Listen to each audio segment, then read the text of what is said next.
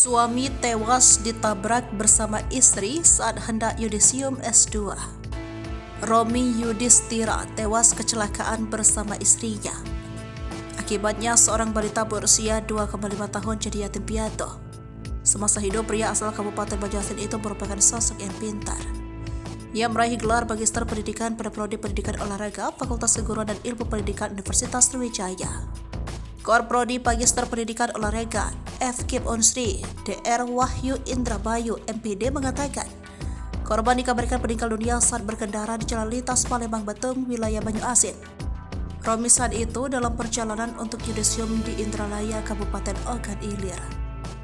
Sehari sebelum meninggal, korban mengikuti gladi bersih yudisium di kampus Unsri Indralaya. Wahyu juga sempat berkomunikasi dengan korban mengenai agenda pekan olahraga pelajar nasional yang akan diadakan dalam waktu dekat. Seakan seperti firasat, ungkap Wahyu. Selain mengenal baik korban, Wahyu merupakan pembimbing tesis Romi yang meneliti peralatan sensor perekam kecepatan dan percepatan lari. Almarhum IPK-nya bisa dilihat sempurna 4, ungkap Wahyu.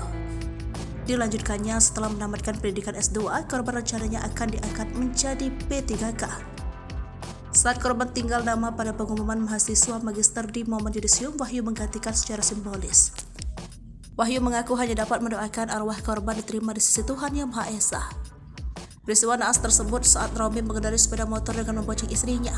Lalu truk modifikasi yang diduga mengangkut minyak ilegal melaju dari arah Palembang menuju ke Betung.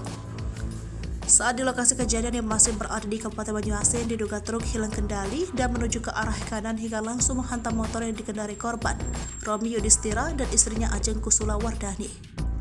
Usai menabrak kedua korban, truk menyasar rumah milik warga yang digunakan untuk usaha las hingga perak poranda. Laju truk baru berhenti setelah menabrak rumah warga yang dijadikan tempat usaha las.